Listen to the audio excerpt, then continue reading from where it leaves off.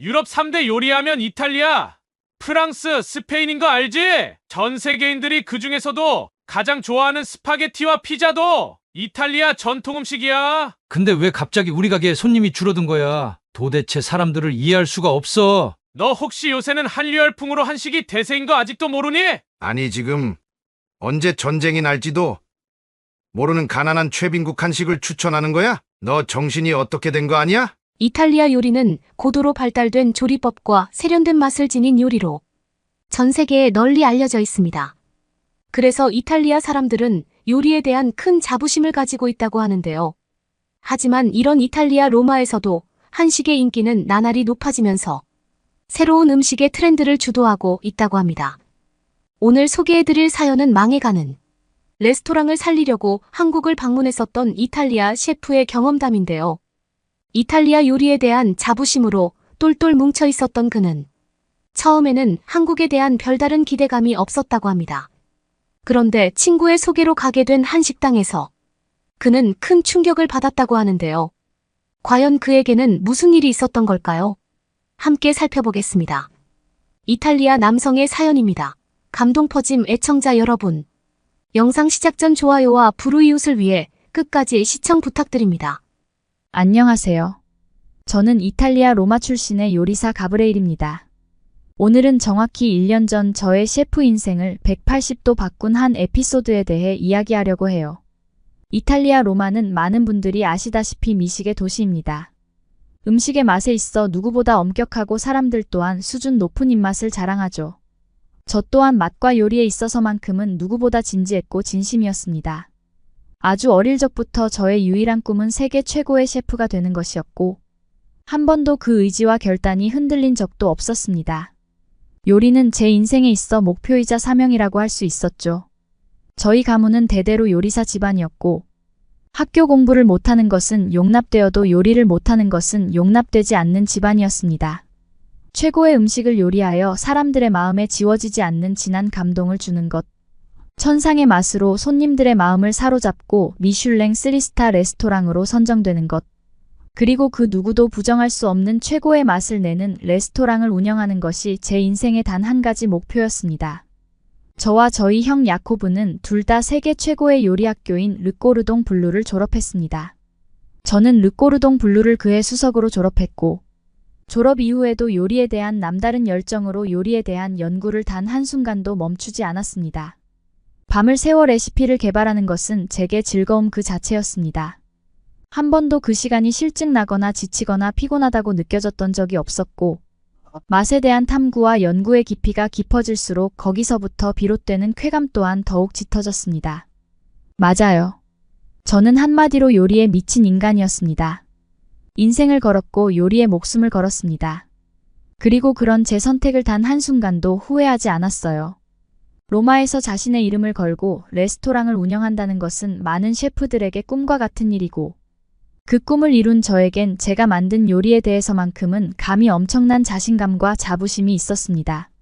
스스로가 만든 음식의 맛에 대한 확신이 있었기에 이곳 로마에서 당당히 제 이름을 걸고 레스토랑을 운영할 수 있었죠. 로마의 수많은 명망 높은 레스토랑들 중에서도 우리 가게는 단연 최고라고 자신할 수 있었습니다. 남녀노소 불문하고 천상의 맛이라고 극찬하는 저희 레스토랑의 대표 메뉴였고 저의 피땀 눈물 그리고 저희 아이덴티티 즉 저희 정체성이 고스란히 담긴 요리였죠. 맛에 대한 꺾이지 않는 고집. 그로부터 비롯된 셰프로서의 자존심 요리를 향한 열정과 노력의 집합체가 하나의 메뉴로서 발현되어 손님들의 입맛을 단번에 사로잡았습니다. 그런데 레스토랑을 운영한 지 1년 정도 시간이 흐르고 나니 손님들의 발걸음이 도통 뜸해졌습니다. 오픈 초기에만 해도 레스토랑 앞에 긴 줄이 늘어서는 건 당연지사고 재고가 부족해서 일찍이 가게 문을 닫는 상황도 종종 있었는데 이젠 오히려 재고가 남아돌아 골머리를 썩이는 일이 빈번해졌습니다.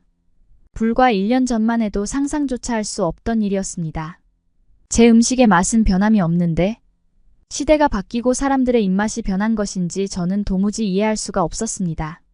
저 자신과 제 요리에 대해서는 일말의 의심도 없었기에 맛의 진가를 알아보지 못하는 손님들을 탓하곤 했죠. 그렇게 몇 날 며칠을 손님들의 발길이 뜸해진 레스토랑의 의자에 앉아 하루하루 푸념하며 허송세월을 보내고 있던 때였습니다. 평일 런치타임 눈코 뜰 새 없이 바빠야 할 시간임에도 레스토랑은 조용했고 주방에서 일하는 직원들의 모습엔 여유가 넘쳤습니다. 답답한 심정이었지만 그렇다고 직원들을 탓할 수도 없는 노릇의 땅이 꺼져라 한숨만 푹푹 내쉬고 있었습니다. 그 순간 띠링하고 레스토랑의 문이 열렸습니다. 저는 화들짝 놀라 그 자리에서 벌떡 일어났습니다. 제 눈앞에 나타난 것은 세계 최고의 요리학교인 르꼬르동 블루 재학 시절 함께 공부했던 종원이었습니다. 재학 시절 내내 절친하게 지냈던 한국인 친구였습니다. 누구보다 요리에 진심인 친구였고 저도 그 친구의 열정을 그 친구도 저의 열정을 서로 인정했습니다. 이탈리아 로마 르꼬르동 블루에서 유학을 마치고 본국인 한국으로 돌아갔다는 소식 외에는 그 뒤로 일절 어떻게 지냈는지 소식을 들은 적이 없었습니다. 오랜만에 마주한 친구의 얼굴에 반가운 마음으로 한달음에 달려갔습니다. 친구 이게 얼마만이야? 그러게 나도 로마는 참 오랜만이네. 잘 지내지 가브레일? 짧게 서로의 안부를 묻고 종원을 테이블에 앉혔습니다. 제일 자신 있는 걸로 하나 부탁해 재호가 말했습니다. 저는 한치의 망설임도 없이 토마토 파스타를 외치며 주방으로 향했습니다. 그만의 의욕이 넘치는 저의 모습에 주방 직원들도 덩달아 힘을 내어 맛있는 요리를 만들었습니다. 그리고 최고의 요리를 만들어 종원이에게 대접했죠. 맛있게 먹게 친구 먼 길을 떠나온 친구가 이곳 요리의 본고장. 로마에서 최고의 맛을 온전하게 즐길 수 있도록 저는 자리를 비켜주었습니다. 10분쯤 흘렀을 때 종원이가 저에게 손짓하더군요. 저는 종원 앞으로 다가갔습니다. 오랜만에 맛본 이탈리아 정통 토마토 파스타 맛이 어때? 친구 저는 자신감에 가득 차서 물었습니다. 역시 끝내주네 종원이의 칭찬에 기분이 좋아졌습니다. 오랜만에 찾아온 친구에게 서비스를 대접해야겠다 싶어 수셰프에게 좋은 와인을 한 병 꺼내 오라고 했습니다. 평일 점심이었기 때문에 헤드셰프가 없어도 주방 직원들이 충분히 소화할 수 있는 주물량이었기에 와인을 들고서 종원이의 테이블에 함께 앉았습니다. 그러자 종원이가 제게 물었죠. 이봐 친구 이 시간에 헤드셰프가 손님이랑 합석을 해도 괜찮아. 더군다나 와인까지 마시면서 저는 대답 대신 크게 한숨을 쉬곤 종원이에게 물었습니다. 종원아 아까 요리 정말 맛있었지? 응 맛있었지. 그리고 친구에게 고민을 털어놓았습니다. 근데 말이야. 음식 맛은 하나도 변하지 않았는데 왜 손님들의 발길은 예전 같지 않을까? 예전에는 평일 점심시간에 내가 테이블에 앉아 와인을 마시고 있으리라고는 감히 상상도 못했어. 손님들이 말 그대로 차고도 넘쳐서 주방이 얼마나 정신없었는지 몰라. 근데 지금 상황을 봐난 지금 이렇게 여기 앉아서 너랑 한가롭게 이야기하며 와인이나 마시고 있고 우리 직원들도 아주 여유롭게 일하고 있잖아. 대체 이유가 뭘까? 종원이는 시익하고 미소를 지으며 있잖아. 가브레일 너 나랑 같이 한국에 한번 가보지 않을래? 하고 제게 묻더군요. 상상치도 못한 말에 조금은 어이없다는 투로 되물었습니다. 갑자기 한국이라니 거기는 왜 저는 분명히 제 요리에 대해 물어봤는데. 종원이는 뜬금없이 한국 이야기를 꺼냈습니다. 너 한국의 요리는 접해본 적 없지 아마 깜짝 놀랄 거야. 저로서는 도무지 납득할 수 없는 말이었습니다. 이탈리아 요리는 이미 500년의 역사를 보유한 완벽한 음식이었고 어느 나라의 요리도 이 이탈리아 요리와는 비교 대상이 될 수가 없다. 고 생각했어요. 그래서 저는 코웃음을 치며 이야기했습니다. 요리의 본고장은 전 세계를 통틀어 이곳 이탈리아 로마라고 요리를 배우기 위해 다른 곳을 간다고 가봤자 내가 뭐 더 배울 게 있을까? 종원이는 와인을 홀짝 들이키고는 제게 말했습니다. 생각 있으면 연락해. 그 말을 뒤로 하고 명함을 한 장 건네준 뒤 계산을 하고 가게를 나섰습니다. 퇴근 후 집에 들어왔는데 종원의 말이 귓가에 계속해서 맴도는 것만 같더라고요. 생각 있으면 연락해. 고민이 시작됐습니다. 종원이는 나에게 왜 한국에 가자고 했을까? 종원이는 내 레스토랑에 손님들의 발길이 끊긴 이유를 알까? 만약 그 해답을 찾을 수 있다면 가보는 게 맞는 거 아닌가 골똘히 고민하며 밤잠을 설친 끝에 결국 다음날 아침 전날에 받았던 명함으로 종원에게 연락을 보냈어요. 나 가게 일주일간 닫기로 했어. 까짓거 한번 가보자. 한국 정말 큰 결심이었습니다. 레스토랑을 일주일간 닫았고 모든 직원들에게 일주일간 휴가를 줬습니다. 이건 미친 짓이라고 속으로 생각하면서도 지푸라기라도 잡는 심정으로 종원이를 따라 가보기로 마음먹었습니다. 그렇게 시간이 흘러 다음 주 월요일이 되었고 저는 종원이와 함께 한국행 비행기에 올랐습니다. 좌석에 앉아 종원이는 속을 알 수 없는 미소를 지으며 기대해도 좋을 거라고 제게 말했습니다. 한국에 도착하기까지 마음이 계속 싱숭생숭했습니다. 내 요리는 완벽해 손님들의 입맛이 이상해졌을 뿐이지 로마에서의 최고의 맛은 세계에서 최고의 맛인 걸 속으로 계속 궁시렁거렸지만 차마 입 밖으로 그 말을 꺼내진 못했습니다. 이 시대의 유일한 분단국가 휴전 중인 국가라고 알고 있었기에 엄청나게 황량한 모습일 줄 알았습니다. 그런데 인천공항에 도착하자 평생 보지 못했던 놀라운 풍경이 눈앞에 펼쳐졌습니다. 공항은 밝았고 넓었고 깨끗했습니다. 나중에 종원이를 통해 알게 된 새로운 사실. 한 가지는 대한민국의 인천공항이 전 세계 모든 공항을 통틀어 최고의 공항이라는 것이었습니다. 휴전 중인 국가가 이렇게 의리의리할 수가 있나 공항만 이런 건가 라고 속으로 생각하며 공항 바깥으로 나섰는데 저의 상상 속 휴전 중인 한국의 모습과는 전혀 다른 세련된 고층 빌딩이 즐비한 한국의 모습에 적잖이 놀랐죠. 무엇보다 깨끗한 위생 상태에 정말 놀랐습니다. 이탈리아는 솔직히 위생이 뛰어난 곳은 아니어서 뒷골목에서는 이따금씩 기어다니는 쥐들도 볼 수 있었고 애당초 사람들의 위생관념 또한 그렇게 철저하거나 투철하지도 않았습니다. 그러한 환경 가운데서 평생을 지냈던 저에게 한국은 정말 부담스러울 정도로 깨끗한 곳이더군요. 위생 부분에 있어서는 한국이 이탈리아보다도 훨씬 더 선진국인 것 같았습니다. 그래도 음식은 이탈리아 로마를 이길 수 없지. 우리는 맛의 본고장이라고 그렇게 속으로 생각하며 놀란 표정을 드러내지 않으려고 애썼습니다. 종원은 저를 한 레스토랑으로 데려갔습니다. 한국 음식인 한식으로 코스 요리를 제공하고 있는 식당이었습니다. 능숙하게 메뉴를 주문하더니 저에게 놀라지 말라며 자신감 있는 어투로 말하더군요. 이내 첫 접시가 나왔고 첫 요리를 마주한 저는 속으로 애개하며 비웃었습니다. 첫 번째 접시를 비우자 이어서 두 번째, 세 번째, 네 번째 총 6가지의 요리가 나오고 나서야 디저트가 나왔습니다. 종원이는 새로운 메뉴가 나올 때마다 각 음식에 대한 한국 특유의 조리법과 코스 요리의 구성, 근거에 대해 세밀하게 설명해 주었습니다. 로마에서 배워보지 못한 특이한 조리법들도 많았고 처음 먹어보는 맛이 이렇게나 많다는 사실에 정말 놀랐습니다.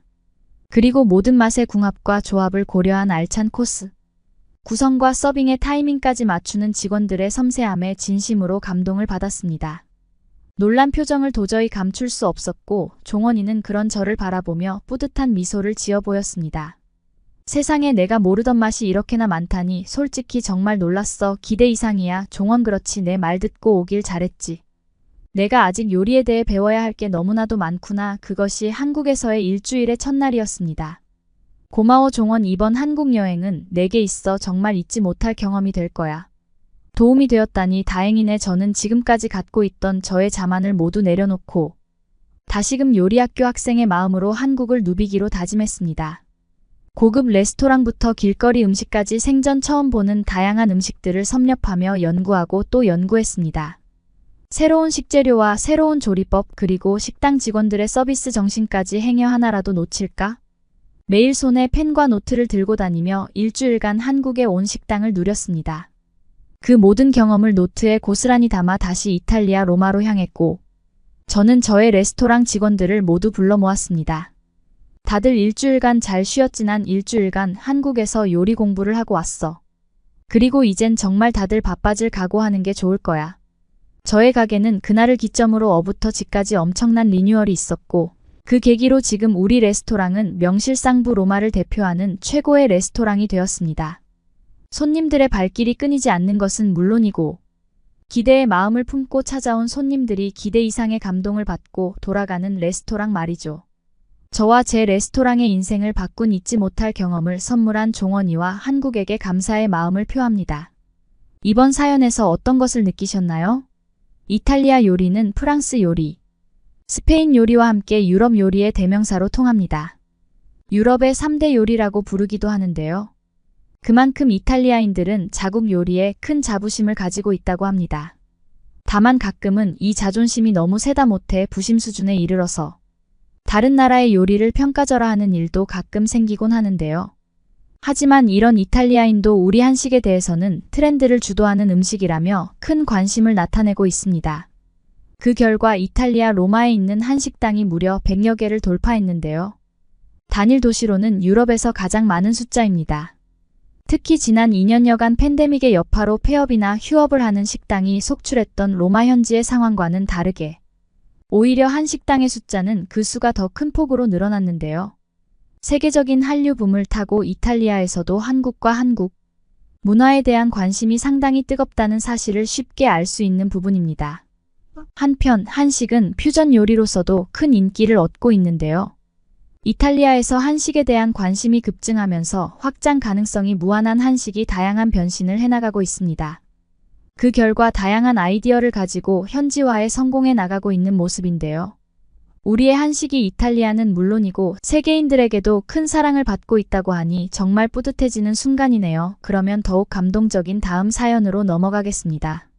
어떻게 내 앞에서 그렇게 불평불만을 늘어놓을 수가 있어? 일본이 그렇게 싫은데 도대체 일본인인 나랑 결혼은 왜 한 거야? 한 일본 여성이 한국 남편에게 화를 내면서 속상해하고 있는데요. 그 모습을 보며 남편은 억울함을 호소하는 듯한 표정을 짓고 있습니다. 과연 이들에게는 무슨 일이 있는 걸까요? 안녕하세요. 저는 일본 삿포로에서 온 아이루라고 합니다. 대학 시절에 일본으로 유학 온 한국인 남편을 만나고 결혼해서 현재는 서울에서 살고 있습니다. 남편은 고등학교 때까지 서울에서 공부했고 성실한 우등생이었다고 합니다. 별 걱정 없이 부모님 말씀 잘 들으며 열심히 공부하는 그런 학생이었던 거죠. 그런데 고등학교 2학년 때 갑작스런 교통사고로 부모님 두 분이 모두 돌아가시고 남편의 인생은 바뀌었습니다. 어떤 마음의 준비도 없이 하루아침에 부모님을 떠나보내야 했던 사실에 대해 매우 힘들어했기에 주변에서 보이는 걱정, 어린 시선과 관심도 모두 피하며 부정적인 생각으로 가득하게 되었죠. 앞으로 혼자 살아갈 인생에 대해 깊은 고민을 하게 된 남편은 요즘 젊은 인력이 부족해 취업 자리가 많은 일본에 관심을 갖게 되었다고 합니다.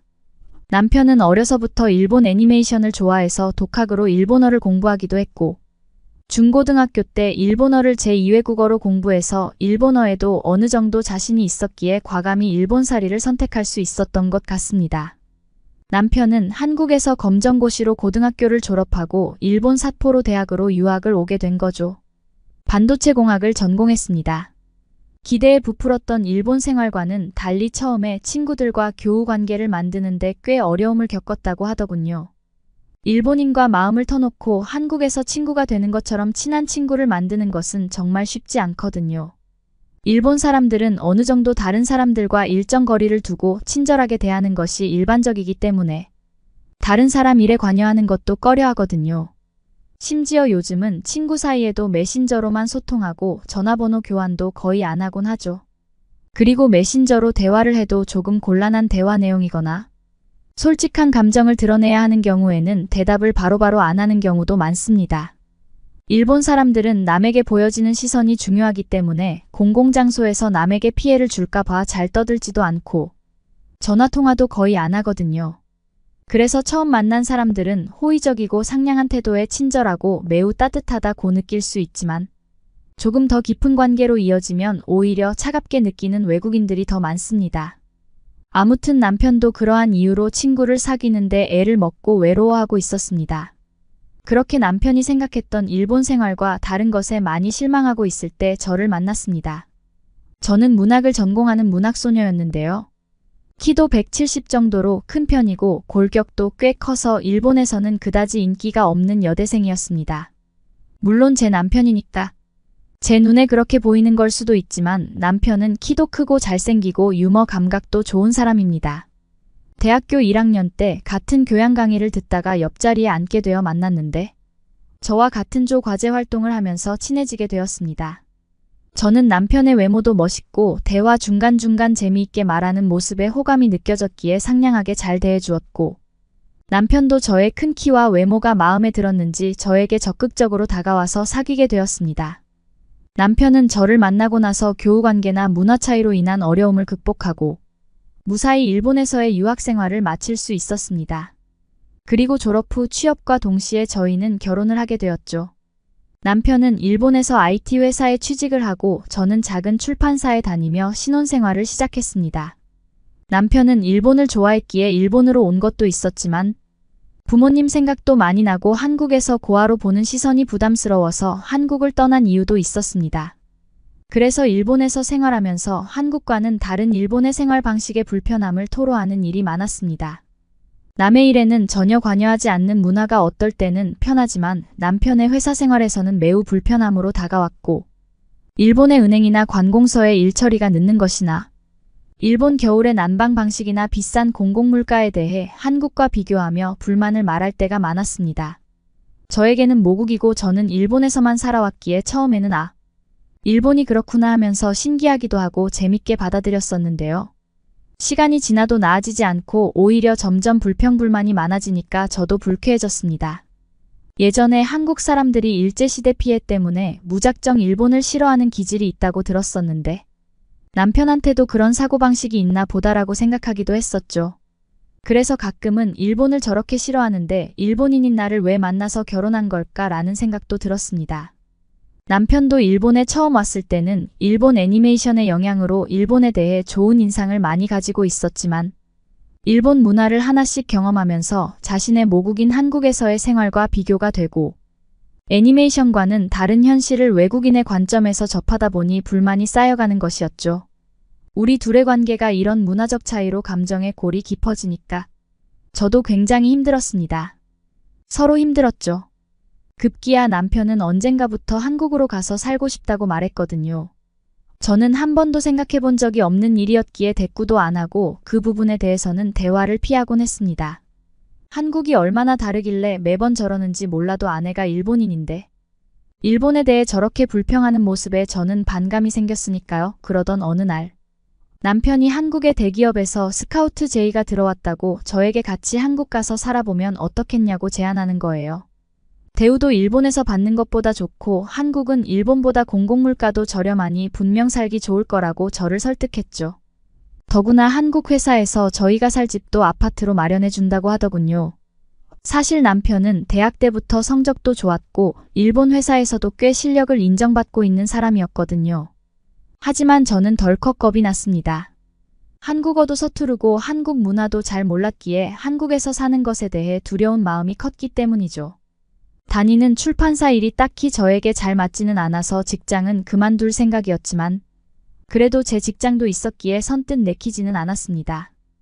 요즘 한국 드라마가 인기라서 저도 즐겨보지만 드라마와 현실은 다를 거라 생각하는 마음도 컸기 때문이죠. 남편이 일본에 처음 와서 느꼈던 그런 감정들을 제가 한국에서 겪을까봐 두려웠습니다. 더구나 그동안 부부싸움으로 쌓였던 저의 반감으로 인해 저는 한국에 대해 매우 안 좋은 느낌으로 가득 차 있었거든요. 그렇지만 요즘 남편의 일본에 대한 불평불만으로 부부싸움도 많이 하다 보니 남편을 위해서 한 번은 용기를 내보자는 생각이 들었습니다. 남편의 고향이 궁금하기도 했으니까요. 그래서 저희는 일본 살림을 정리하고 한국으로 갔습니다. 한국으로 가기 전에 잠깐 여행의 기분을 내기 위해 2박 3일. 중국에 들러서 중국을 구경하고 한국으로 갔죠. 고향인 일본을 떠나 한국에 정착한다는 생각에 우울하기도 했는데 홍콩에서 맛있는 것도 먹고 멋진 야경도 보면서 남편과 오랜만에 즐겁게 지내니 우울한 마음도 많이 사라졌습니다. 그렇게 도착한 한국의 첫인상은 아주 좋았습니다. 저는 깔끔한 걸 매우 좋아하는데 한국 공항이 정말 깨끗했거든요. 공공장소인데도 정말 반짝반짝하다는 생각이 들 정도로 공항이 깨끗하고 시설이 세련되었습니다. 그래서 최근에 지어진 곳이냐고 물었더니 20년 된 공항이라고 하더군요. 20년이 넘었다는데 미래적인 건축 구조의 관리도 잘 되어 있고 세련된 시설물들이 있어 놀랐죠. 집으로 가는데도 짐이 매우 크고 무거웠는데 리무진 기사님이 친절하게 응대해 주셔서 기분이 좋았습니다. 리무진 버스를 타고 가면서 밖으로 보이는 고속도로가 넓고 복잡하게 신경 쓸 것들이 없는 것도 참 좋았습니다. 일본은 왕복 2차선에 고속도로가 많고 중간에 버스 정류장이 있거나 이륜차가 다니기도 해서 신경 쓰이는 경우가 있거든요. 그런데 시원하게 뚫려 있고 이륜차도 안 보이고 리무진 버스도 깨끗하고 편안하니 스르르 잠이 들었습니다. 저희가 살 아파트에 도착해서 저는 정말 놀랐습니다. 짐이 많아서 남편이 빨리 가서 미리 출입문을 열어주길 바랬는데 남편은 그럴 생각도 없이 천천히 가는 거예요. 남편도 힘든가 보다 생각하면서 겉으로 티는 못 내고 속으로 혼자 속상했죠. 그런데 공동현관에 도착하니 남편이 어떤 번호를 누르니까 문이 스르르 열리더군요. 정말 신기했습니다. 그건 아파트 현관도 마찬가지였습니다. 제가 신기해하니까 한국은 열쇠를 사용하지 않고 도어락이라는 것을 많이 사용한다고 남편이 말해주더군요. 모든 게 좀 일본과 달라서 신기했지만 한편으로는 이거 비밀번호를 누군가에게 들키면 큰일 나겠다는 불안감도 들었습니다. 하지만 그런 걱정도 잠시였습니다. 집에 들어가니 벽에 달린 인터폰이 울리더군요. 받았더니 경비실이라면서 환영한다는 인사를 하면서 문제가 생기면 도어폰으로 연락하면 된다고 안내해 주셨기 때문이죠. 아파트 곳곳에 CCTV가 잘 설치되어 있고 체계적인 경비 시스템이 있어서 제가 우려했던 안전 문제는 걱정할 일이 없다는 것을 금세 알 수 있었습니다. 마치 호텔에 온 기분이 들었습니다. 일본은 제가 생각해도 뭔가 변화하는 걸 매우 조심스러워합니다. 그래서 사소한 것 하나라도 변화를 주는 데에는 시간이 많이 걸리는 편이죠. 그래서 외국인들이 자주 사용하는 숙소에는 도어락이 있는 곳도 있지만 대부분의 집에서는 안 쓰고 있거든요. 한 번은 궁금해서 남편에게 한국에서는 도어락을 다 쓰냐고 물었더니 언제인지 정확히 기억은 안 나지만 도어락이라는 시스템이 보이고 나서 순식간에 퍼져서 대부분의 집들이 도어락을 쓰기 시작했다는 거예요. 자기가 고등학교 다닐 때도 웬만한 집은 다 썼던 것 같다고 말하더군요. 아파트도 정말 마음에 들었습니다. 일본은 대부분의 가정집이 작은 평수로 되어 있는데요. 한국 아파트는 정말 넓었죠. 한국이 인구 밀도가 높고 땅이 좁기 때문에 한국 드라마에 나오는 큰 집들은 드라마기 때문에 나오는 특수한 경우라고 생각했는데요. 제가 그런 드라마에 나오는 것 같은 집에 살게 될 줄은 생각도 못했습니다. 일본에서는 상상할 수 없는 크기였거든요. 저는 한국 생활 초반에 한국어 학원과 집만 왔다 갔다 했는데요. 한국 사람들은 다른 사람들을 향한 배려가 많아서 제가 어떤 도움을 요청하지 않더라도 도와주기도 하고 제가 필요한 것에 대해 자발적으로 많은 정보를 주기도 했습니다. 그런 경험들을 하면서 저는 용기가 생겨 집 근처 마트도 가보고 카페에도 들어가서 차를 마셔보기도 했지요. 한국 카페에 저는 또 정말 놀랐습니다. 우선 다양한 종류의 카페가 정말 많았고 인테리어가 다들 너무 예뻤습니다. 그래서 매일 어느 곳을 갈까 즐거운 고민을 하곤 하죠. 그리고 카페에 가면 많은 사람들이 노트북이나 스마트폰을 보면서 시간을 보내곤 했는데요. 다들 앉은 자리에서 노트북과 스마트폰을 테이블에 있는 콘센트에 전원을 연결하고 충전하면서 사용하는 거예요. 저도 휴대폰 배터리 충전이 얼마 안 되었던 상태여서 충전하는 비용이 얼마 정도인지 궁금해서 물었더니 콘센트 사용은 손님들을 위한 서비스라며 무료라고 하더라고요. 정말 놀랐습니다. 근데 더 놀라운 건 무료 와이파이 번호가 있으니 그것도 사용하셔도 된다고 알려주는 거예요. 일본에서는 카페에서 전기 콘센트를 그냥 사용하면 주인이 전기 도둑이라고 제지할 테니까요. 일본은 전기 서비스가 민영화되면서 매우 비싸졌기 때문에 전기요금에 대해 매우 민감하기 때문이죠. 더구나 동네 카페마다 무료 와이파이가 있다는 것은 상상도 못하는 일이죠. 일본에서는 내가 주문한 것 이외의 서비스들은 모두 추가 요금을 내야 한다고 생각하면 되거든요. 한국 생활을 한 달 정도 하니 어느덧 초여름이 되어 날이 더워지고 있었습니다. 후텁지근한 기운이 참 불쾌하게 느껴지는 날씨였습니다. 퇴근한 남편이 더웠는지 에어컨을 작동시키더라고요. 저는 놀라서 얼른 껐죠. 그랬더니 남편이 한국에서는 그럴 필요 없다면서 에어컨을 다시 켜는 거예요. 불안하지만 남편의 말을 믿고 시원하고 쾌적하게 보냈는데요. 정말 나중에 전기요금 고지서를 보니 일본에 비해서 전기요금이 매우 저렴하더군요. 전기뿐만 아니라 대중교통 비용이나 도시가스 요금 같은 많은 공공요금들이 저렴했습니다. 한국에서 몇 개월 생활해보니 일본에서 했던 남편의 불평이 조금은 이해가 됐습니다. 이틀 전에 남편이 제가 쓸 신용카드가 필요할 테니 신청하겠다고 말했는데 오늘 아침에 집으로 신용카드가 발송되어 바로 사용 가능하게 되었습니다. 일본은 은행에서 뭔가 일을 처리하려면 정말 오래 기다려야 하는데 한국에서는 은행 업무도 정말 신속하다는 것을 느낄 수 있었죠. 한국 사람들이 빨리빨리라는 말을 좋아한다고는 알고 있었지만 모든 일들이 이렇게 빨리 처리가 된다는 게 정말 신기합니다. 식당에 가서도 음식을 시키면 정말 금방 나오고 집에서 배달을 시켜도 조금만 기다리면 음식이 배달되니까 마치 아파트 바로 옆에 내가 필요한 모든 것들을 누가 다 준비해 놓고 기다리나 라는 허무맹랑한 생각까지 들더군요. 한국어 학원에서 만난 일본 사람들도 저와 정말 비슷한 생각을 했기에 우리는 서로 웃기도 했습니다. 그리고 어학원 다른 반에서 수업을 듣는 한국인들과도 금세 친해져서 학원에 적응하는 것도 매우 수월했죠. 하루는 제가 필요한 물건이 있어서 어디서 사야 하는지 물어보니까 어디서 파는지 아니까 학원 끝나고 같이 가서 사자면서 나간 김에 필요한 것 더 있는지 생각해보라며 마치 자기 일인 것처럼 도와주어 감동을 받기도 했습니다. 사실 일본에서는 남일에 그다지 관심도 없고 서로 물어보지도 않아서 처음 만나면 매우 조심스러운 일들이 많거든요. 일본에서는 어렵게만 느껴지던 일들이 한국에서는 아무것도 아닌 일처럼 자연스럽게 그냥 되니까 내가 지금 지구가 아니라 다른 이상한 나라에 온 건가 라는 엉뚱한 생각도 가끔 듭니다. 하루는 집 근처 식당에 남편과 같이 저녁을 먹으러 갔는데요. 식당 아주머니께서 정말 잘 어울리는 부부라면서 콜라 서비스를 주면서 식당에 자주 오라고 하시더군요. 저는 아주머니가 처음 방문한 저희에게 관심을 가지며 서비스를 주는 것도 신기했습니다. 게다가 메인 음식보다 반찬이 더 많은 것 같았는데 그게 모두 다 서비스더군요. 일본에서는 우동집에서 같이 나오는 절임 반찬도 기본으로는 정말 조금만 주는데 추가하려면 뭐든 추가 요금이 발생하거든요. 한국의 인심은 정말 후한 것 같습니다. 어제는 남편이 회사 근처에서 저녁을 먹자고 해서 지하철을 타고 남편 회사 부근에 갔는데요. 한국의 지하철역은 정말 안전 그 자체였어요. 스크린도어라는 게 있었는데 지하철이 오기 전까지는 열리지 않아서 불안함이 안 느껴졌습니다. 제가 일본에 있을 때는 지하철역에 줄 서서 있을 때 사람 많은 출퇴근 시간엔 철로로 떨어질 것 같은 그런 불안감도 들고 지하철로에서 뭔가 이상한 냄새도 나고 그래서 불쾌했거든요. 더구나 요즘 이유 없는 사건 사고들도 많아서 갑자기 누가 날 밀면 어떻게 하나라는 불안한 마음도 들기도 했는데요. 스크린도어가 있으니까 정말 안심이 되고 편안한 마음이 들었습니다. 지하철 내부도 정말 시원하더군요. 모든 객차가 냉방이 되는데 심지어 자기가 원하는 온도에 맞추어서 객실을 골라서 탈 수도 있다니. 이게 지하철이 맞나요? 일본 지하철에서는 쾌적하다는 느낌이 든 적이 없었는데 지하철 내 공기도 쾌적하다는 생각도 들었죠. 이제 이런 것까지 차이를 느끼는 제 자신이 신기할 정도입니다. 아참 지하철 요금 버스 요금도 정말 저렴해서 놀랐습니다. 한국은 도대체 어떻게 이럴 수가 있지 싶은 생각만 드는 요즘이지요.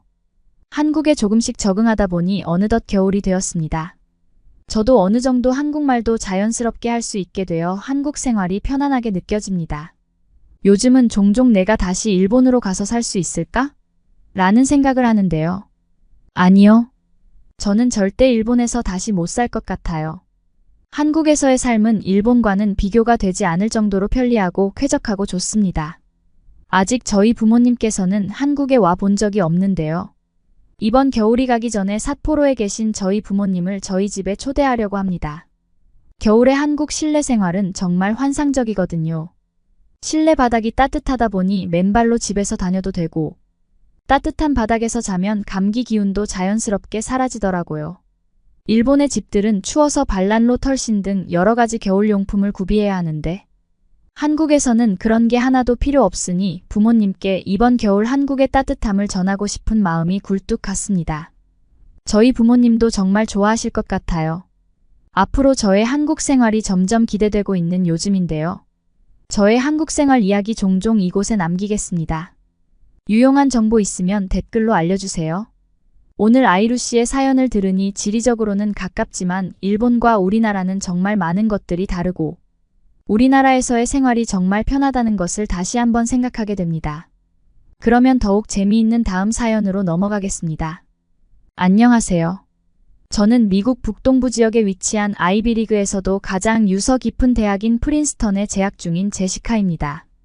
아이비리그는 이름에서 볼 수 있듯이 원래 미국의 대학 스포츠 리그였으나 대학 모두 유서 깊은 명문대였기 때문에 입학 조건이 까다로운 엘리트 출신들의 학교라고 생각할 수 있겠죠. 미국은 아마도 전 세계에서 가장 학구열이 높은 곳이 아닐까 싶은데요. 사실 아이비리그 열풍은 아마도 이곳 출신들의 인맥이 사회에 나가 기업에서 큰 역할을 하기 때문이 아닐까 싶은데요. 그래서 이곳을 인맥 양성소라고도 한답니다. 전 세계에서 가장 젊은 부자 마크 주커버그는 페이스북 창업자이며 역시 프린스턴 출신인데요. 중퇴를 했다고 하지만 프린스턴에서 맺은 2년 덕에 페이스북을 창업하며 많은 도움을 받았다고 알려져 있습니다. 그렇다 보니 다들 이곳에 들어오고 싶어 하죠. 프린스턴 출신이라는 것 자체가 이슈가 되기 때문에 자기계발서를 포함한 출판이 아주 많이 이루어집니다. 너무 높은 이곳의 학비를 감당하기 위해서 낮에는 학업을 밤에는 나이트클럽에서 스트리퍼를 한 학생도 유명 출판사의 제안을 받아 출판을 한 사례도 있듯이 이곳을 경험하는 것 자체로 엄청난 스펙이 된다는 이야기입니다. 미국인 중에서도 이런 명문 대학에 들어오는 것은 쉬운 일이 아닙니다. 학비도 굉장히 비싸고 입학 조건이 엄청나게 까다롭기 때문인데요. 그런 이곳에서 상당수의 한국인 학생들이 상위권에 해당하는 성적을 보유하고 있다는 것을 알게 되었어요. 특히 국제학업 성취도 평가에서 높은 성적을 얻는 학생의 대부분이 한국인이라는 사실을 저는 믿을 수가 없었어요. 미국 명문대학교에 한국인만 많은 것은 아닌데요. 한국인은 워낙 똑똑하고 부지런하기로 유명하고 학구열이 높은 곳이라는 것은 정평이 나 있는 사실이에요. 하지만 미국 명문대학교에는 중국인의 숫자 또한 엄청난데요. 미국은 세계 최고 수준의 대학이 가장 많은 곳으로 중국의 많은 부유층은 중국의 정치 상황이 악화될 경우를 대비한 보험으로 자녀를 유학 보낸다고 하네요. 그렇지만 대폭의 중국인 학생의 수가 감소하는 일이 발생했어요. 미중 관계 악화와 코로나19 바이러스 유행 때문이었던 것 같은데요. 미국에서 이전 트럼프 정부 당시 중국군의 첨단 기술이 유출될 것을 우려해 지난 2020년 중국 유학생에 대한 비자 발급을 제한한 적이 있어요. 정부의 움직임도 그랬지만 사실 이곳에서 만나는 대다수의 중국인들은 정말 상상을 초월할 정도로 무질서하다는 게 소문이 나 있어요. 이곳에 올 정도면 중국의 부유층 자제일 텐데도 말이죠. 세계적인 첨단의 학문을 공부하고 전 세계를 이끌어가 수재들이 탄생하는 이곳에서는 국제적인 포럼과 문화행사 등이 다양하게 열리고 있어요. 그런 이곳에서 요즘 한국 문화와 한국어를 배우는 것이 점점 인기를 끌고 있어요. 한국인들이 똑똑하고 부지런하다는 것은 알지만 가까운 나라 중국인과 얼마나 다를까 싶고 아시아인들을 철저히 무시하는 이념들 속에 살고 있는 아이비리그에서는 도대체 아시아 국가인 한국의 문화가 대단해봤자 얼마나 대단한가 하겠죠. 모두들 코웃음을 치며 무시했지만 한류가 미국에서 점점 더 인기를 끌고 있는 사실을 인정하기 어려웠어요. 주변에 많은 친구들이 하도 한국을 칭찬해서 저도 한국이란 나라에 대해서 잠시 찾아본 적이 있었어요. 1950년대 한국전쟁 이후의 사진을 봤었는데 전쟁 후 한국의 모습과는 다르게 처참했어요.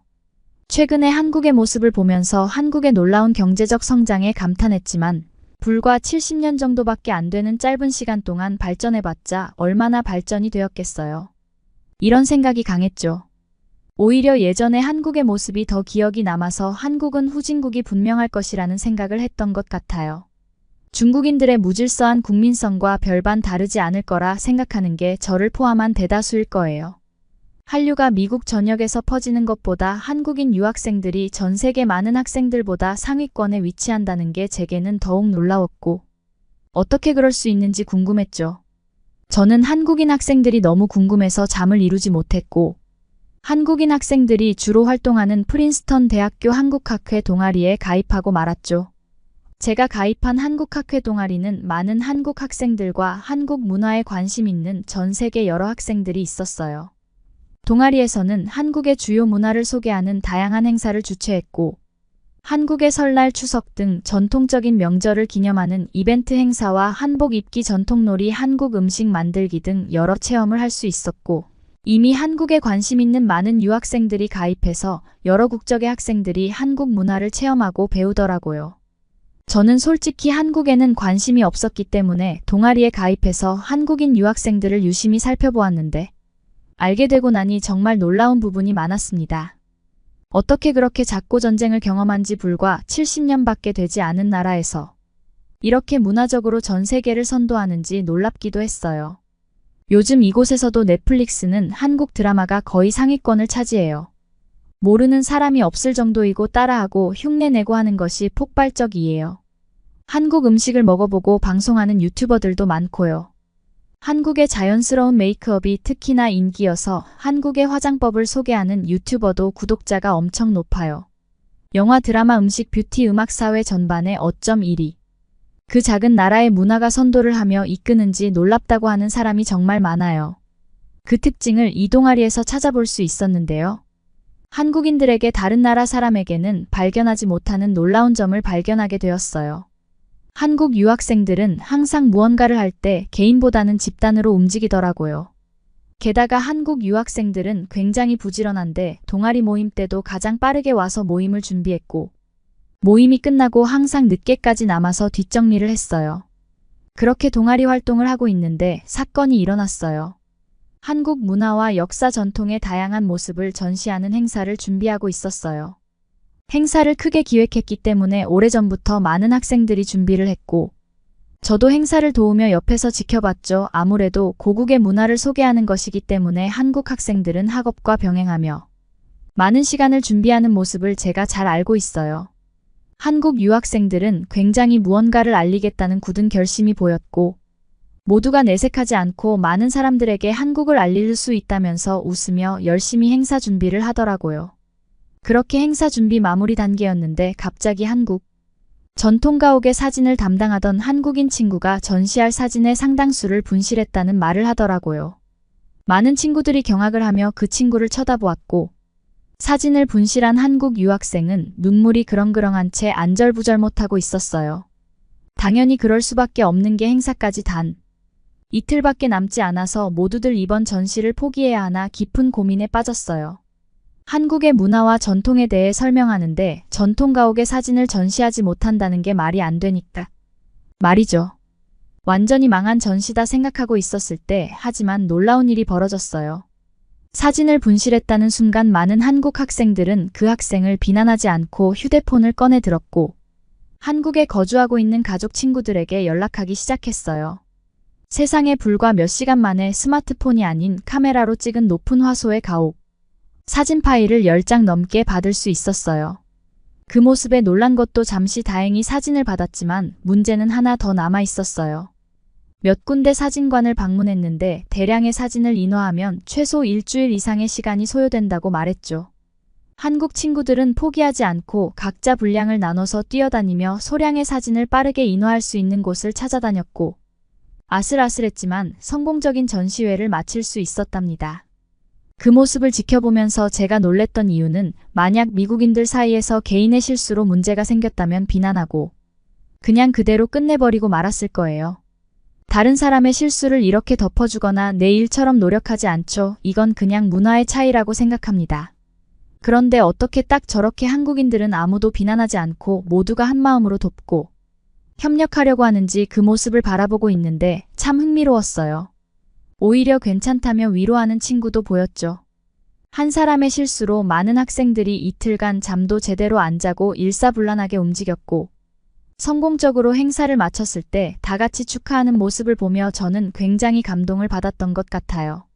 한국인 유학생 모두가 새로운 상황에서 유연하게 대처했고 위기 상황에서도 신속하게 해결책을 찾았죠. 특히 비난하지 않고 서로를 돕고 감싸주는 모습은 제게 깊은 감동을 주었어요. 오히려 한국 유학생들을 보니 아시아 국가가 미국보다 당연히 부족할 것이라 생각한 채 편협했던 생각이 부끄러웠어요.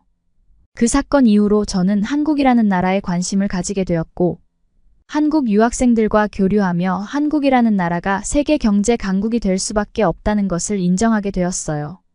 한국 유학생들은 굉장히 질서를 잘 지키고 깔끔하며 무슨 일에도 항상 최선을 다하기 위해 노력해요.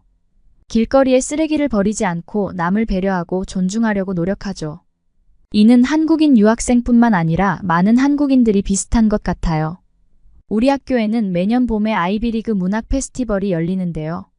전 세계의 유명 작가들이 프린스턴을 방문하여 독자들과 만남을 가지고 다양한 강연과 토론을 진행하는 행사죠. 강연장에 들어가기 위해 많은 학생들이 기다리고 있었어요. 당연히 수많은 학생들이 참가하고 싶어 하지만 모든 인원이 참가할 수는 없었죠. 그때 수많은 중국인 유학생들이 줄을 서지 않고 한꺼번에 강연장으로 들어가려고 시도하면서 강연장 입구가 아비규환이 되어 버렸어요. 밀치고 넘어지고 한쪽에서는 싸움이 나고 유명 작가들과 만나는 자리에서 명문대생들이 얼마나 창피한 일인지 모르겠습니다. 보고 있는 제가 너무 수치스러웠어요. 중국 유학생을 따라서 같이 새치기를 시도하는 미국 친구들도 여러 명 보였죠. 이런 일이 자주 있는 건 아니니까요. 하지만 한국 유학생들은 그 모습을 보고도 동요하지 않고 줄을 서서 기다리고 있었고, 그런 한국 학생들을 보고 많이 놀랬어요. 부끄럽지만 저도 중국 유학생이 먼저 강연장에 입장해서 모든 자리를 차지할 것만 같은 기분에 새치기를 해야 하나 한참을 고민했거든요. 그렇게 고민하고 있는 사이에 페스티벌 담당자들과 교수님들이 나서서 제지를 했고, 줄을 서 있던 친구들만 입장할 수 있었어요. 운 좋게 강연장에 들어갈 수 있었는데 강연장의 수많은 학생들은 대부분이 한국인이었어요. 그런 한국 유학생들을 보며 한국이라는 나라에 더더욱 호기심이 생겼고, 중국인들과는 많이 다른 뭐랄까 온화한 심성 일화가 이런 모습이 더욱 끌리게 되었죠. 그렇게 저는 한국 문화와 한국의 사랑에 빠져버렸죠. 같은 과외 방학 때 한국을 다녀온다는 한국 유학생 유나를 따라 저도 한국을 가기로 결심했죠. 뿐만 아니라 많은 친구들이 한국을 방문하고 싶어 했지만 한국까지 거리도 멀고 여행 경비가 많이 들어서 포기하는 친구들이 많았어요. 사실 요즘 미국은 팬데믹 이후에 경제 회복이 되지 않아서 실업률도 높고 높은 주거비와 식비 등 기본적인 생활비가 상승했기 때문에 경제적으로 어려운 친구들이 많아서 쉽게 여행을 못 다니는 실정이라 먼 한국까지 방문하기에는 부담되는 친구들이 많을 수밖에 없었죠. 이곳에서 학업을 마치는 것 자체가 굉장히 부담스러운 비용이기 때문에 아주 여유롭지 않다면 사실 어려운 게 당연할 것 같네요. 저는 아버지가 회사를 경영하시고 다른 친구들에 비해 여유롭게 생활할 수 있어서 부모님의 도움을 받아 한국으로 여행 갈 수 있었어요. 진아와 저 콜린이라는 친구 셋이 한국을 방문하게 되었는데, 콜린은 저와 달리 예전부터 한국이라는 나라 여행하는 게 꿈이어서 오랜 시간 아르바이트로 돈을 모았다고 말했었죠. 한국이라는 나라를 실제로 보면 어떨지 정말 궁금했어요. 사실 한국인에 대해 대단하다는 감정은 있지만 아시아 국가가 미국보다는 한참 부족할 것이라고 생각하던 게 마음속에 남아 있었던 것 같아요. 그 생각은 공항에서부터 완전히 부서져 버렸어요. 한국의 공항은 굉장히 규모도 크고 쾌적하며 세계 어느 나라에게 견주어도 한국 공항의 시설이 가장 깔끔하지 않을까 생각했던 것 같아요. 특히 자동화된 입국 시스템은 현재까지도 수기로 진행되는 많은 미국의 주가 본받았으면 좋겠다는 생각을 할 정도였죠. 한국인들은 공항에서도 질서정연하게 움직였고, 그건 진아의 아파트로 이동하는 지하철에서도 볼 수 있었어요. 미국의 지하철과 비교해도 압도적으로 지하철 시설이 좋았는데, 저는 지하철 시설보다 수많은 한국 사람들이 질서정연하게 움직이는 모습이 더 신기했던 것 같아요.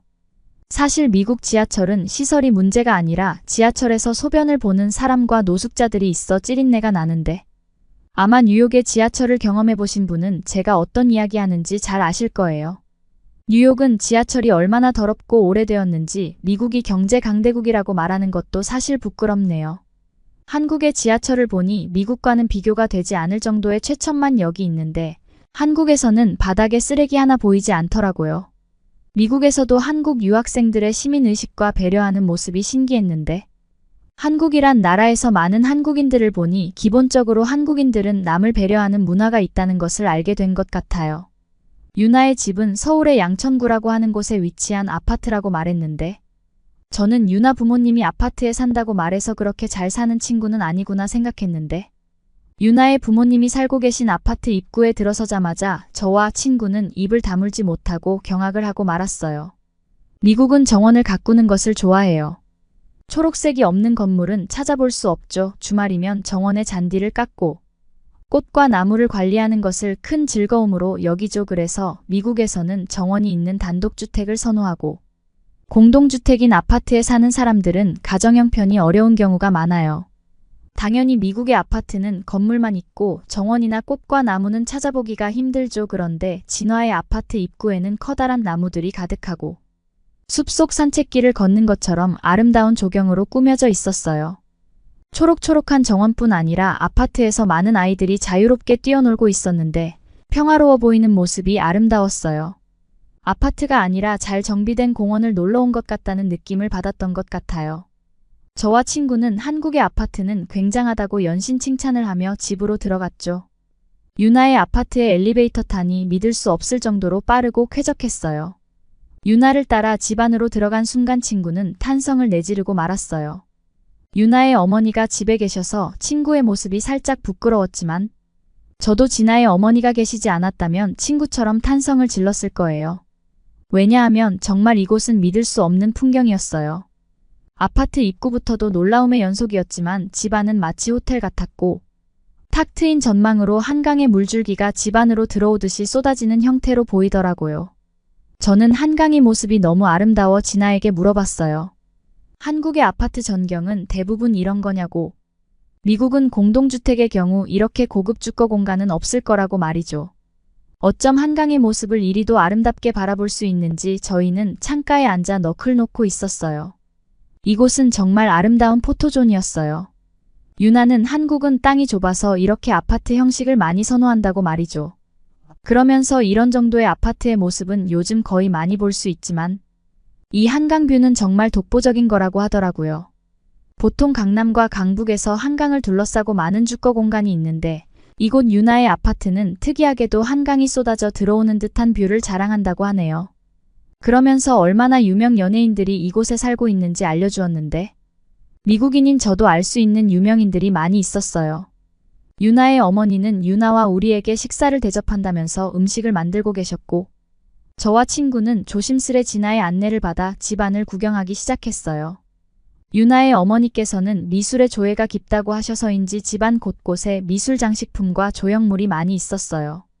유나가 이곳 한강변의 아파트는 해가 잘 들어 살짝 덥다고 말하며 핸드폰을 만지는데 갑자기 천장에서 우웅하는 소리가 나더니 시원한 바람이 불어왔어요. 세상에나 천장에 에어컨이 설치되어 있다니 너무 굉장하더군요. 모든 공간에 다 천장에 매립돼 설치되어 있고 핸드폰으로 조절할 수 있다. 고 말하는 유나의 말에 우리는 경악을 했죠. 에어컨뿐만 아니라 세탁기, 건조기, 로봇 청소기도 전부 휴대폰으로 사용한다고. 저와 친구는 진아의 말에 입을 다물지를 못하고 신기해했던 것 같아요. 그렇게 우리는 한국의 가전제품에 놀라워하며 한참을 대화하는데 진아의 어머니께서 저녁을 먹으라고 부르시더라고요. 주방으로 나갔는데 굉장히 많은 음식들이 차려져 있었어요. 10명 넘게 파티해도 될 만큼 음식이 가득했죠. 너무 많이 차려져 있어서 이 음식을 우리만 먹는 건지 물어봤는데 유나의 어머니는 우리가 어떤 걸 좋아할지 몰라서 여러 가지 준비했다며 프린스턴에서 공부하느라 힘들 텐데 많이 먹으라고 웃으면서 말씀하셨어요. 식탁에 더 이상 접시를 놓을 수 없을 만큼 많은 음식들이 차려져 있었는데 저는 그 중에서 갈비찜이라는 음식이 너무 맛있었어요. 달콤 짭짤한 양념이 고기랑 굉장히 잘 어울렸죠. 미국에서도 요즘 한식이 유명해서 몇 번 맛을 보긴 했는데 결단코 이 맛은 나지 않았어요. 특히 유나 어머니가 손수 담그셨다는 김치는 미국 식당에서 판매하는 김치와는 차원이 달랐죠. 연신 물을 들이키며 맛있게 식사를 하고 있는데 친구는 잡채라는 음식에 빠져서 자기가 먹어본 면 요리 중 최고라며 엄치를 척하고 올렸어요. 야채와 면이 조화롭게 섞여서 재료도 다양하고 고소함과 고급스러운 이 맛이 정말 이건 한국에서만 먹을 수 있는 요리다 싶었어요. 건강하면서도 보기에도 상당히 미학적인 이 잡채는 정말 잊을 수 없을 것 같아요. 진아 어머니는 잘 먹는 우리를 보고 흐뭇하게 웃으셨는데 먹는데 열중해서 부끄러운 마음도 들었지만 그만큼 진아 어머님의 요리 실력은 엄청났어요. 식사 후 진아가 한국의 커피를 타준다며 시원한 것과 따뜻한 것을 고르라고 했는데 저와 친구는 시원한 커피를 마시고 싶다고 했죠. 유나가 웃으면서 커피를 타는데 저는 경악했어요.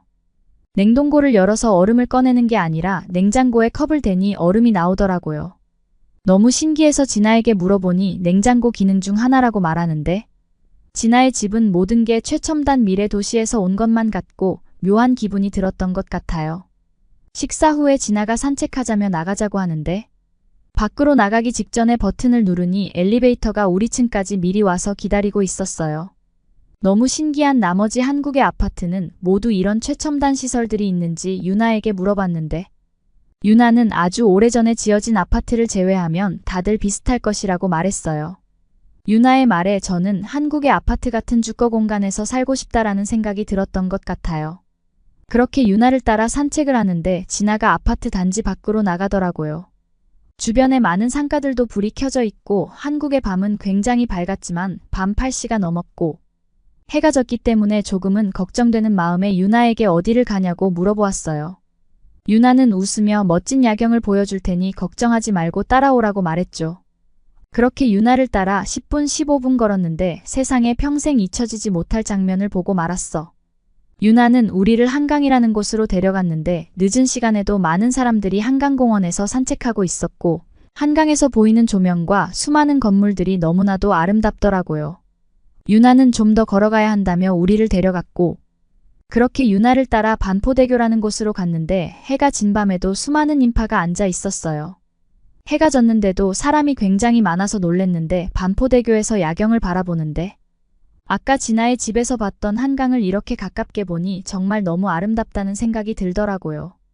나중에 꼭 한국에서 살아보고 싶다는 생각을 강하게 했던 것 같아요. 그때의 감동은 지금도 잊혀지지 않을 정도예요.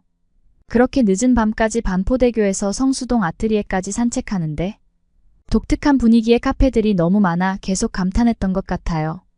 이곳이야말로 신과 구가 공존하는 그런 한국만의 아름다움이 있는 곳이었어요.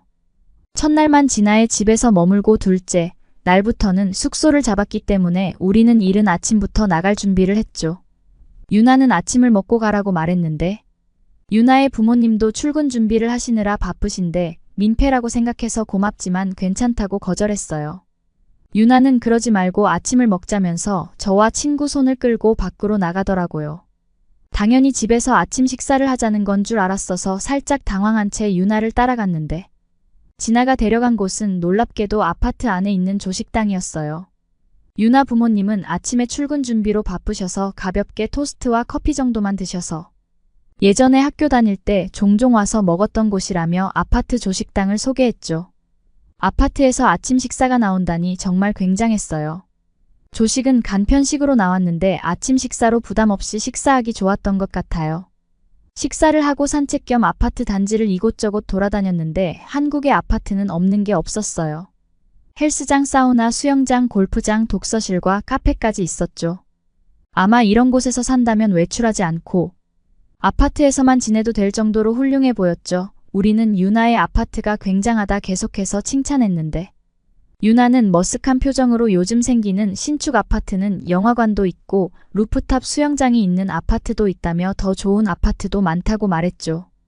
아파트에 영화관과 호텔에서나 있을 법한 루프탑 수영장이 있다는 말에 처음에는 설마 그런 아파트가 있다고 의문을 가졌다가 이내 진아의 아파트를 생각하며 진아의 아파트보다 더 굉장한 아파트가 있을 수 있겠다라는 생각을 했죠.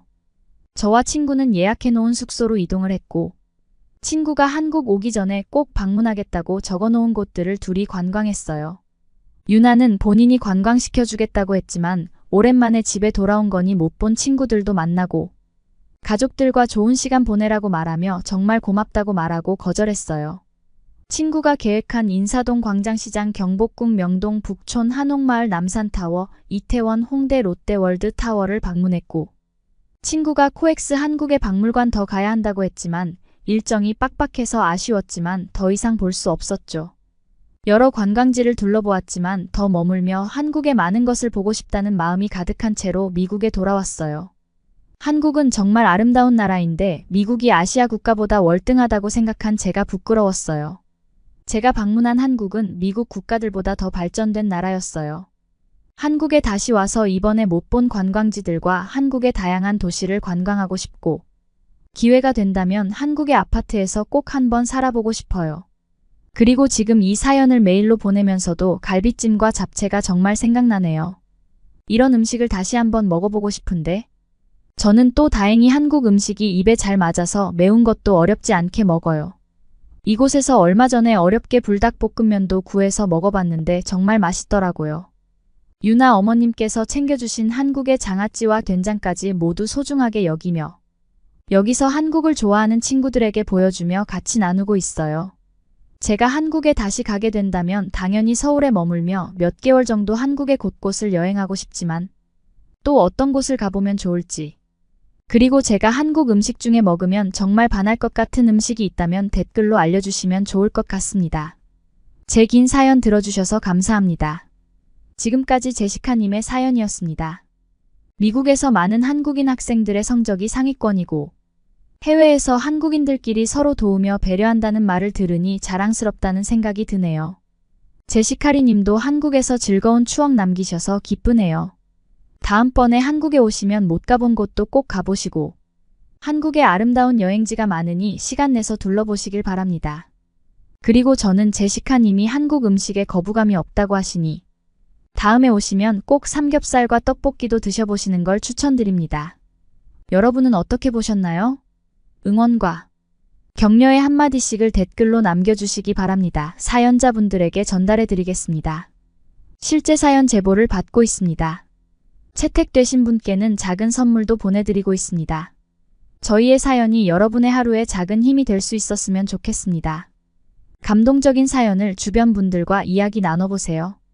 더욱더 좋은 영상으로 다시 찾아뵙겠습니다.